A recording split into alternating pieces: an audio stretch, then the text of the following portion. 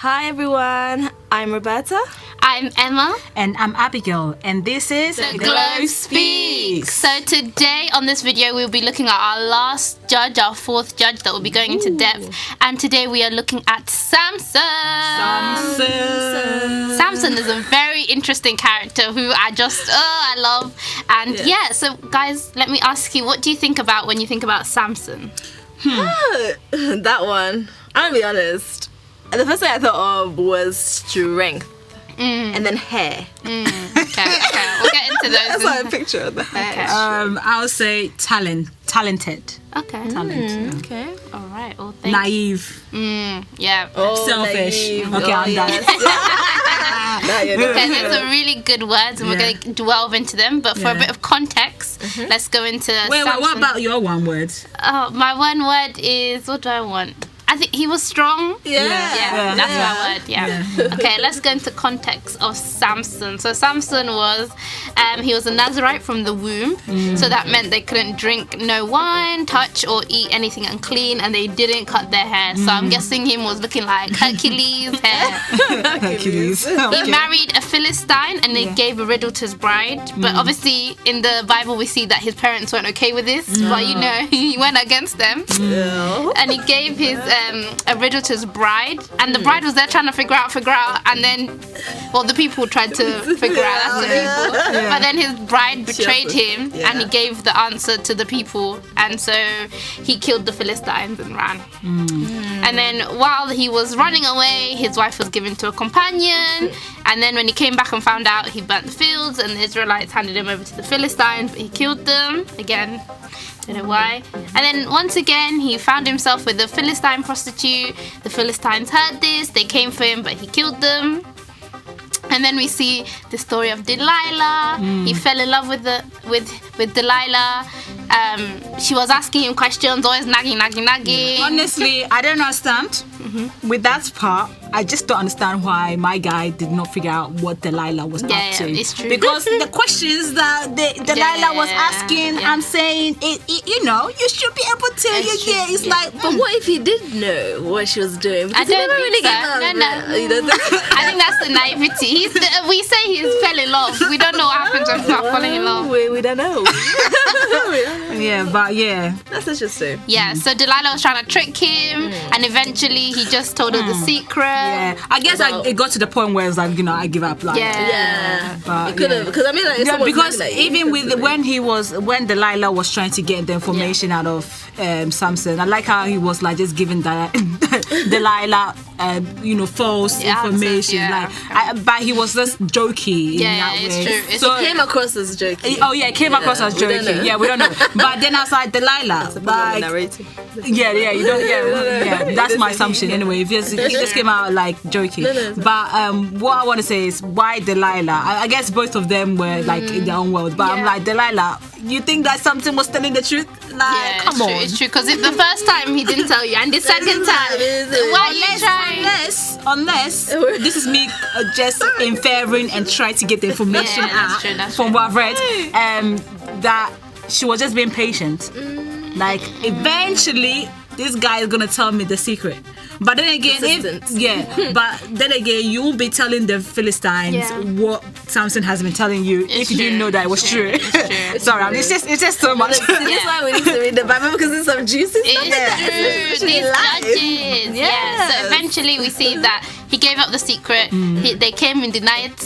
Did you say what the secret was? Like, the secret was that he couldn't cut his hair. That was the secret. We were trying to get what was this like trend? Why? Like, how are you so strong? That was the question that she kept avoiding.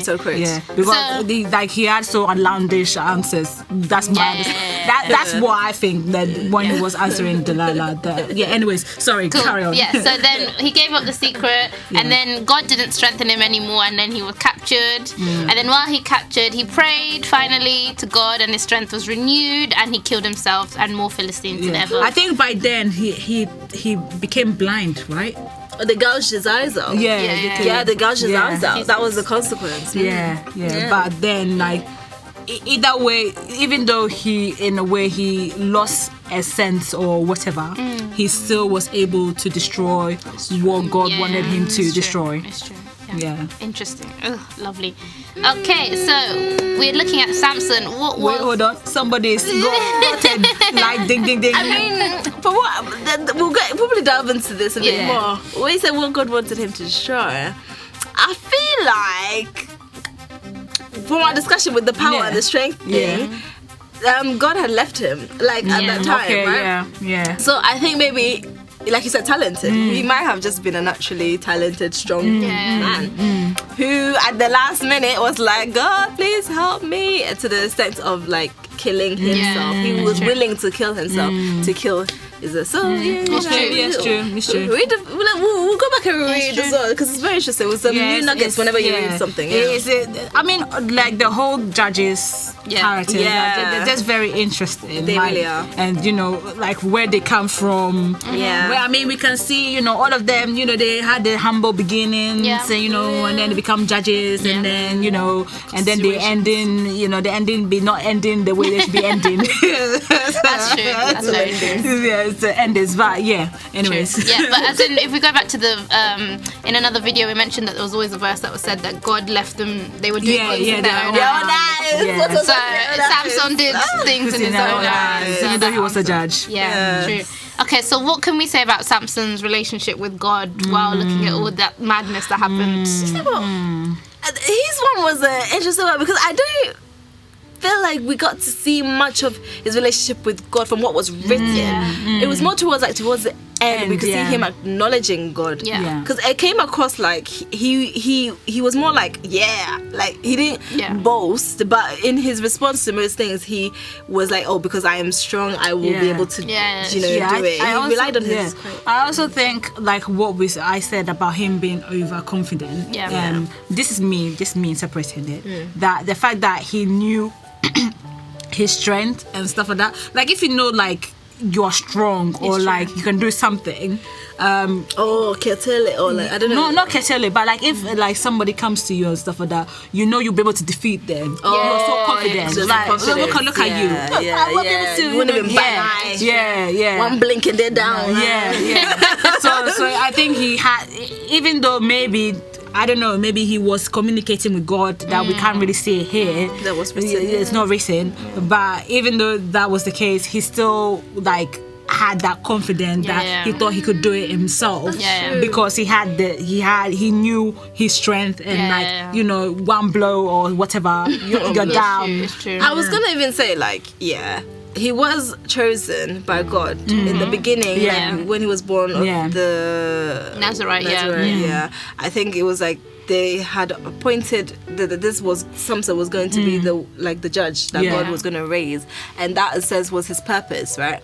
But like in that saying that, like God gave him a purpose, but it felt like the relationship was a bit one way from what I could read. Again, we were not there. I wish we were there to know all the nitty gritties because this is very interesting.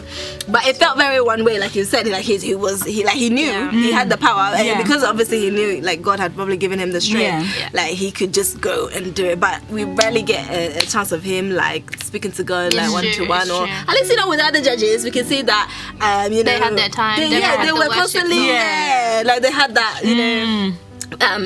conversation maybe, or not even as with Deborah. It wasn't really a conversation, but it was like she had such a conviction with God that she would constantly also give him the. Also the with credit. Jephthah, we didn't really see that. Unless like towards the like his was a bit of a tragic ending as well. Actually, we didn't really get to see much of that relationship, but we could see God's work through him. I think Gideon was the only one that we could see the more. His was the longest actually of the written. I think I read it somewhere like he was the longest. Judges book chapter that was written or something like that. And Samson. Or Samson as well. Probably Samson as well. Interesting. Well, because Samson was going back and forth with the Philistines and the relationship. So then it's like he was trying to rebel, but then.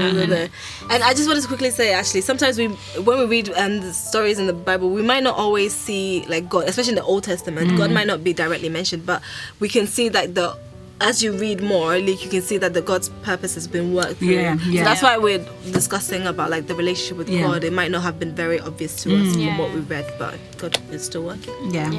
So how do we see that, and then linking back to Jesus? How can we link Samson and Jesus together? because obviously they don't link in the same level, but like there's a link there. Okay. This is going to be slightly outlandish, but I'm not comparing Samson to Jesus. It's not Jesus and Samson. Like Jesus is on his own level. But in a way we can see the power of God. Yeah. Oh yeah, in a way, in both Jesus and Samson. It's just one used it well. I felt like the other probably might have just taken a bit for granted. I don't want to say take for granted. No, I would say for granted. I would say Samson was really overconfident. Like I said, confident in me. He was like, he knew that he had it. Too much confidence. Yeah, so I guess. And then whereas Jesus was very humble. Yeah, Samson, as soon as he got angry, he just But then Jesus was like using that power like in a controlled manner. God's word. That's hey. But we're not comparing Samson and Jesus. They're on a different level. Just saying. We're trying to find a link. Another link actually was like both. So the mothers of Samson and Jesus were both told like their sons, being Jesus and Samson, were going to like deliver God's people. So that's a link there. Yeah. Another link that I saw was that they were both betrayed with silver coins. So Jesus was given up by Judas 30 silver coins, and then Delilah was given money as well for Samson. Money. But Samson. Let's stop right there. Money. Stop right there. That's all you have to say. And Samson chased his own desires, whereas Jesus actually followed the will of God, which I think. Can you elaborate the desires? Basically, what? Because the desire was like he saw a prostitute. He wanted to. He was angry that his wife was given to another lady, so he decided to take this in his own house and fight. So it was like he wanted to do things that gratified him, like his flesh in a way. I could fight you. I'm going to fight you just to get that. Like, see, I told you. Because he could have gone with someone from the tribe, his tribe, but he decided to go with someone completely different. Yeah, it's completely different. So he was chasing his own like desires, like I'll do what I want, kind of thing. Okay. So from that, like, what lessons, as we've already said some of them, but like, what other lessons can we learn from Samson? I'm sorry, but we need to emphasize this, because when we first heard this, or before we even did this like reading before we came here, when I first heard the story of Samson and Delilah from being young, they've always painted Delilah as like the one that was like the cause of so many wrong. But the lesson here is don't trust everybody. Because Samson was in the wrong in that aspect where he was too vulnerable. He put himself in a vulnerable position by again giving in to his own desires instead of following what God wanted, and that's it. He ended up like telling his what he thought was the reason of what his strength, because that's another conversation for another day. But it's somebody else. So don't trust everybody with. Have wisdom. Have wisdom. That's the word. Yeah, that's the better way to put it. I can't emphasize this one enough. But don't be too overconfident. It's true. You know, we even see that as in like, I don't know. You guys, have you ever encountered where we know in our society now, like people who are too overly confident, they're not typically. They're more subject again to like, how do I say it, like. When things go wrong, then it's like it's on you, because you've been so overconfident that you end. I don't know how to put it, but like overconfidence is not deemed a lot as a good thing in our society. I feel like it's a thing that I don't know how to say it. I mean, but we're not. I'll say it's like a secret thing people don't say. I think overconfidence. It depends on how overconfident you are. Okay, elaborate. Because like you can be overconfident in doing something. In your own will. Not in your own will, but like if you have in your head that God is directing me here, and I know I have God in me. You have that overconfidence. It's not necessary, and it's not necessarily negative. Because you know that God is behind you, and you're doing this because you know that God, you're trusting in God. But then if you let's say God has given you the talent, but you're doing it in your own will. So you've got this talent. I don't know. Let's say you can sing very, very well. You're very confident in singing. You're very confident in going on stage and singing and stuff like that. But then like you're your overconfidence then overshadow your attitude and how you act or how you treat people and stuff, because you're saying that I'm the talent. So then you start becoming more the like way you treat people. Sorry to cut you off. I was just gonna say yes. It's not about the confidence. It's actually about what you do with that confidence. And like who you acknowledge that confidence, who you attribute that confidence with. But if you feel like you're confident in God, and how you act then should be one act of one that is confident in God, but not overly proud in yourself. I don't know how to say it, but it's like what you do with that confidence. And how you treat others and like how you come across to others. In that way. And then no, I was gonna say it all makes sense, and I'm seeing the link because in my head I was trying to put like someone in society who's like confident. Like when you're overconfident, you just bring people against you, and a lot of people want to see your downfall. And it's like that's not the point. Looking at you. It's true because everyone wants to see you fall. Like, and then when you do, they're like, well, that was expected. But when you like have that confidence in God, it's different because you move in a different. Like you're more humble. Like Jesus had the confidence because he knew who he was. But it's like he had to wait for other people to find out who he was. So that's if that makes sense. We're on it. And then being on that track, then we should also like consult God in everything. That's the lesson as well. Like that will also bring you confidence when you can acknowledge God in everything that you do. You know, I feel like that's also very important. So we can do that in your everyday life, whether it's like you're making a decision, whether it's a new job, consult God. Whether it is like, I want to take care of my health, consult God. God will help you with that. I want to start a family, consult God. I think that's definitely something we can learn from this. And obviously sorry, Samson towards the end, he acknowledged God finally. He gave that, but even though he did it, it was a bit too late. But I think that's a lesson that we can learn. Consult God in everything that you do, and he will show you what you need to do. And I think that God can use different situations, because even though he got himself tangled, he still was able to at least go over the Philistines and end up killing them. Still won the battles and stuff against the Philistines. Another one actually really quickly is that there are consequences of sin. I think that's something that we ought to remember. We do fall short and we do sin, but the whole purpose of why we're doing this in the first place is to really like show you that you don't need to live in sin.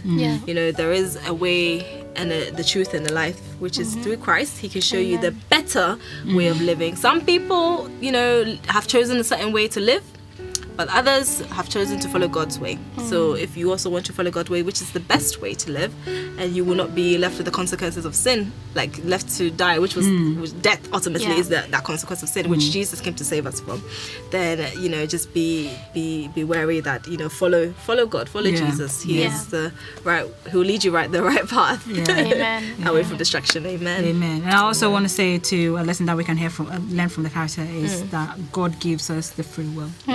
We can say that in Israel, Israelites. Samson is the last judge. To tie it in, you were talking about the God gives us free will. We can see that as the whole purpose of the whole Judges, I feel like, reminds us of our free will and how we should use it to honor God. Like at the end of the day, God has given us free will because we will be robots. Do you know what I mean? That shows his love for us. So, and also, before you carry on, it also shows that we are the one choosing to follow God. We're not doing it because God is saying do it, forcing us. But we're saying actually we're here. We wanna be obedient to you. Beautiful. And that's why we're following you. It's life-changing. These are all lovely thoughts, and if you have any more that you'd like to let us know, please comment below. We'd love to hear from you as always on all our social media platforms. And as we close on Judges and Samson, if we could just say a quick prayer. So, dear Lord, sorry for the times I've relied on my own strength and abilities instead of relying on you. Thank you for seeing past my failures and being willing to forgive me whenever I sin against you. Please help me to recognize that you are the source of my strength and abilities. Amen. Amen. Amen. Thank thank you all for tuning in. Thank you, Emma, for leading this lovely session, and we will see you in our next video. Yep, follow us on all our social media platforms, Facebook, Instagram, YouTube, where we will have more Bible character studies. But thank you and have a good day. Bye. Bye.